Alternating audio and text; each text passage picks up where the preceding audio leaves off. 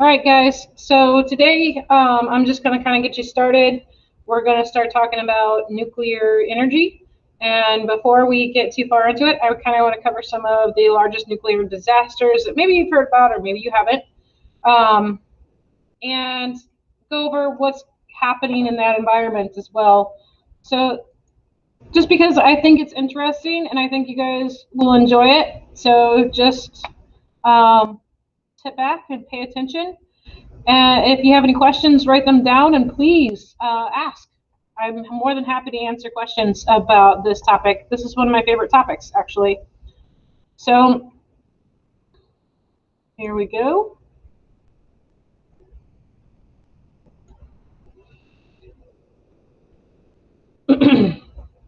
So on April 26th in 1986 at 1:25 in the morning in Chernobyl, Ukraine,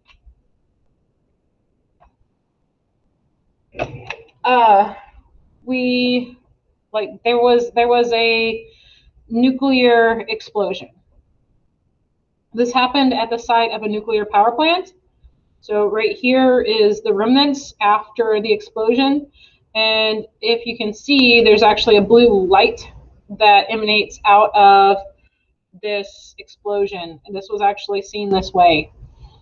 What happened was there was this power plant, and they had a failure shutting it down the reactor. And I'll go through kind of what the aftermath was, as well as what happened in the process. So looking here, by the way, there's this great HBO TV series called Chernobyl, and it is based on what actually happened, what the true events were of this this explosion. So if you look at this picture here, these are all gas masks. These are tons and tons of gas masks that have been discarded randomly in, I believe this was a hospital. There were people coming in from fire departments and everything else that were injured, and they were discarding their clothing in this room. They were just throwing them in here as they were taking them off to treat the wounded people. And then they just got left behind because the people, as you can see, so all these are gas masks. The people didn't even know exactly what they were dealing with at first, and then they weren't told what was actually occurring until they removed them the next day. This is a schoolroom, a classroom, left mostly how it originally was. So you got to think this happened in '86, which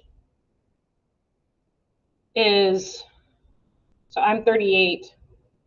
I was born in '82. I was close to 4 years old. I was 3 years old when this happened.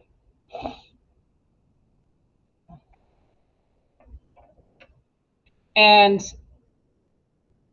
so since then, this has kind of just been sitting here. And you can see like a lot of the items, the book left open, the stuff still sitting on the children's desks. And everything else is just kind of in a state of decay. These people did not know they weren't coming back. They just left everything kind of how it was.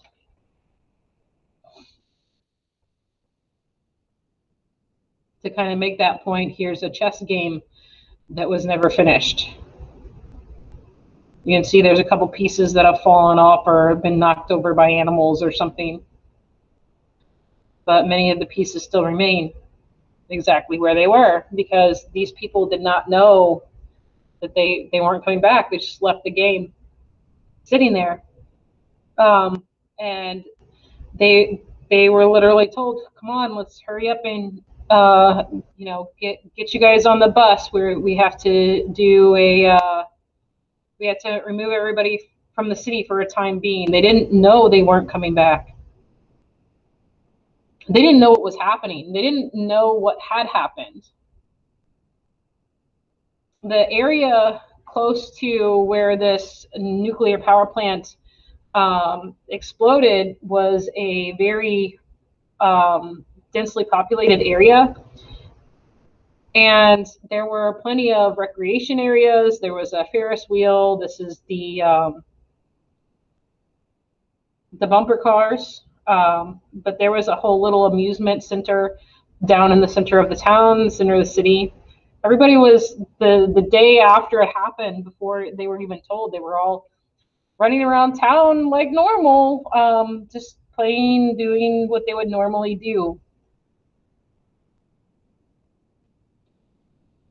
Here we have a recent picture of several puppies, and you can see the puppy here looks really normal. The puppy over here looks really white.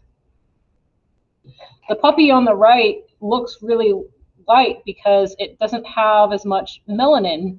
It's not producing the same amount of melanin in its hair as the other puppies are. Now, there's a good reason for this. Your immune system is actually linked to your skin color. So when you go outside and you get sunburnt, what you're doing is you're actually activating your melanin in your skin so that your skin starts to darken. And you would know this if anytime, I don't know if any of you ever have, but I have gotten sun poisoning. I'm very fair skinned, being Irish and redheaded. I tend to get the sun pretty bad sometimes. And when that happens, and I will actually get so sick that I will run a fever for several days, and I will feel like maybe I have the flu even. And that's literally because my body is ramping up my production of melanin so much that it's causing me to feel sick.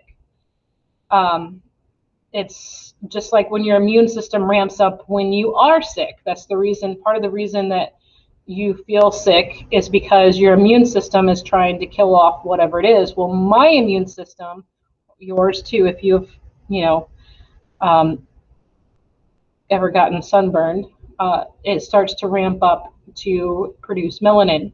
And that's what makes your skin darker. That's what makes, or the lack of it makes you lighter. So somebody who's albino lacks the production of melanin, and somebody with darker skin, no matter how much darker, they are just producing more melanin. The darker that they are, the more melanin that their skin produces. Same thing with these puppies here. The puppy on the left side produces more melanin than the puppy on the right. Now, you might ask, well, why does that happen? That doesn't, so the puppy on the right isn't getting protected from the sunlight as much, but also not producing the melanin protects it from radiation. By not having melanin in the puppy on the right is actually more likely to survive the radiation than the puppy on the left. The puppy on the right has the ability to free up its energy to actually fight the radiation, as opposed to producing the melanin like in the puppy on the left-hand side. So the puppy on the right in this situation is actually better off because it's producing less melanin. Now, in birds in the area, they've also been finding that the birds have smaller and smaller brains, and they're getting cataracts, and they're getting DNA damage. Now, this little birdie here has a problem. It's got some kind of brain issue. I don't really remember what the issue was in particular with its brain. You can see it doesn't have feathers here, and it doesn't have an exterior injury. The injury is actually a DNA issue or a issue inside of its brain.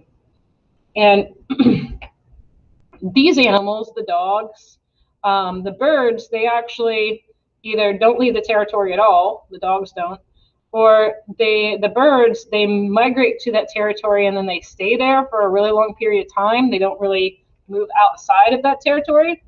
They don't cover long distances daily. They do when they migrate to another location, but the ones that stay throughout most of the year in this area, they're the ones that are seeing the problem. Whereas other species that actually migrate, shouldn't say migrate, they travel long distances on a regular basis. They claim a large portion of territory. Like these horses, this is actually a very rare breed of horse that escaped sometime during the zone being kind of closed off to humanity. And during this time, when the horses got in there, they've bred and they've made a whole little wild horse pack here. And then there are bobcats and there are foxes. Another thing, though, is like one thing that was never here before. So these feral pigs, as well as these horses. These horses are not even native to this region. But there's a whole little herd of them there now that are surviving wonderfully. There is also a bunch of wolves, a pack of wolves in this area that are thriving. They are doing wonderfully. The difference between these groups of animals that I'm showing you, the bird and the dogs before, and these animals that I'm showing you now in these pictures, is that the bird and the dogs, they are stuck in the area over a long period of time, and they don't really leave it. And so they're forced to eat and live in, and they don't stop getting exposure to this radiation. Whereas these other animals, they move through the area and then move out of the area and back and forth. And so they have exposure times that are quite a bit shorter. And it seems to not harm them nearly as much because of this. And so these animals that are larger, that are moving through the area, don't really get harmed, not in the same way that the smaller ones do. Now, this is a wonderful discovery, too. In 1991, scientists discovered a fungus named Cryptococcus neoformans at Chernobyl, and it actually produces melanin. So going back to the puppy dog, one being the whiter color and the other one being normal. So the mushrooms actually produce high amounts of melanin because the radioactivity actually helps absorb, the melanin actually helps absorb that radioactivity. The radioactivity is drawn to the melanin. So the large amounts of melanin levels in the fungus absorb the radiation, and then the fungus eats it. It turns it into a chemical energy and actually uses it as food. The same way that other plants use sunlight for food, these plants, or these funguses, use radiation as food, which is the strangest thing, one of the strangest things I've ever heard of in my whole life, and it's absolutely amazing.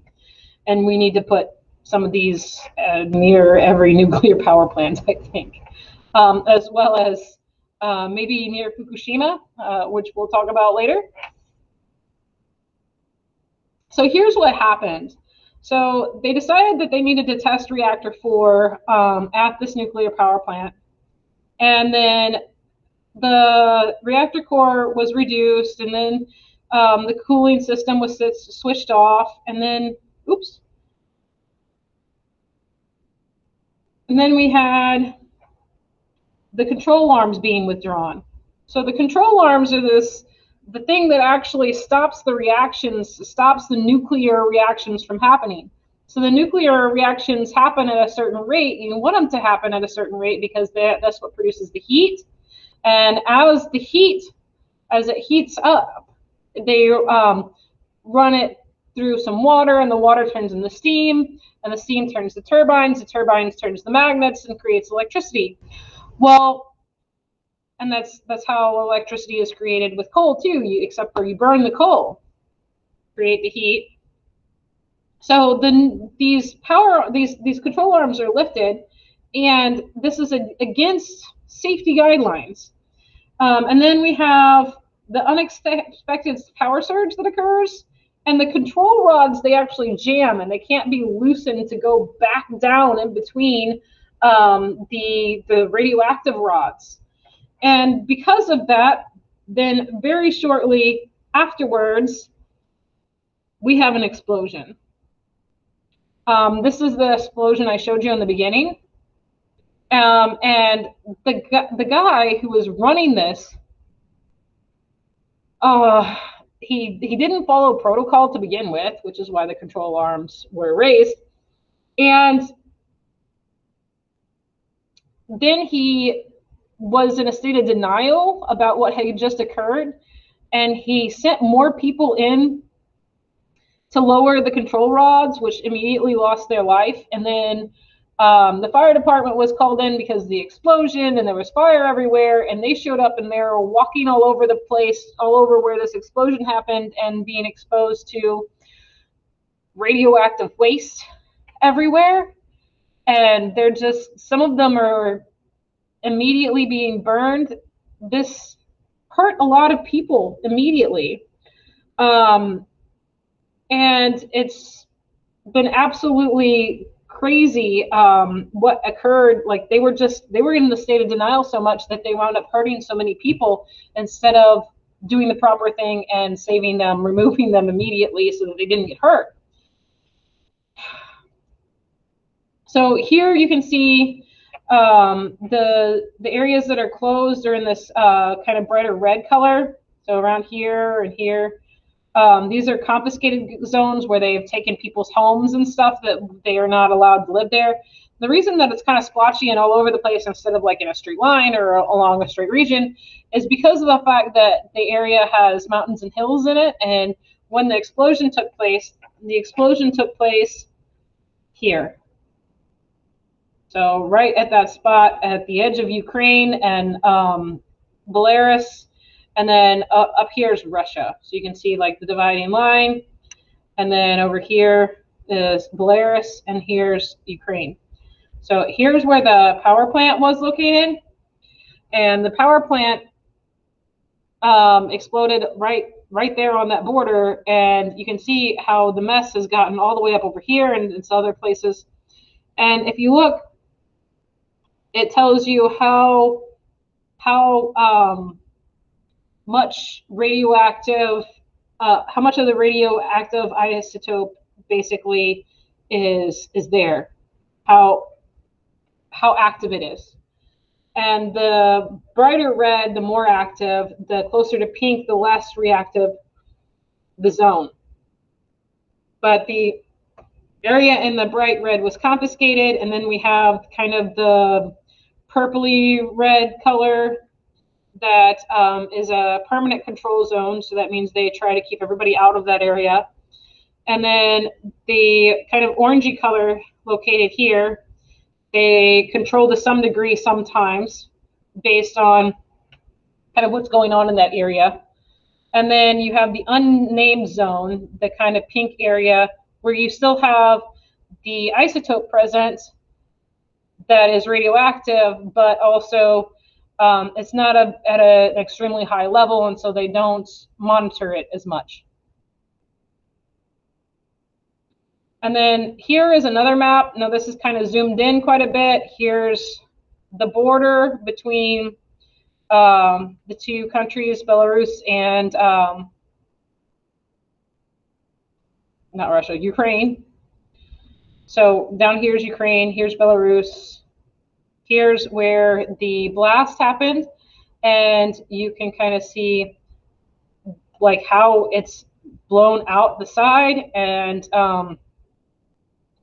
how it kind of shot out in one direction and then kind of got blown back towards the hills and the mountains. You can also see how the surface is really uneven. Here we have a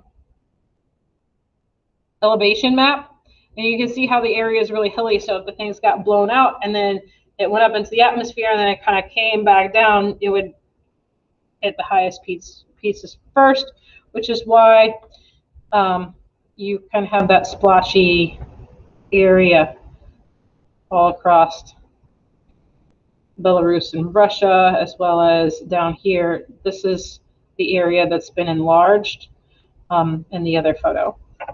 And you can see how it's kind of contaminated these areas. So I will attach this video. There's still people working in Chernobyl currently. Chernobyl's still active.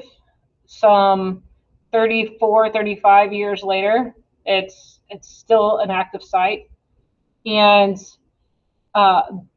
reactor number 4 is still having a meltdown. It has not stopped. It's been active the entire time. People go into the zone every day and they work there trying to contain the mess that happened that many years ago, as well as doing research in the area, monitoring the wildlife, and all that kind of thing. But there's offices. They actually go in and work there on a daily basis. And the people are fine because they don't eat any of the food from there. Now, there are people who still live in and close to and in the contaminated areas around the zone. And there are kids growing up there even. The kids have been known to have high rates of thyroid cancer, which is like you have a gland here that is part of your immune system. And it's just astronomical. The damage that does the difference between living there full time and going there through part of the day. The people who go in throughout the day, they monitor themselves closely. They aren't allowed to stay there if they have too much radiation exposure. And then they go back home and they're perfectly fine. And the people who live there 24 hours a day and eat the food from the land have problems with thyroid cancer and everything else, because they're getting overexposed to radiation on a regular basis. So tomorrow we will go over some events that happened at Fukushima, and then we will talk about Bikini Bottom. So look forward to that tomorrow. Let me know if you have any questions too. I'm more than happy to answer.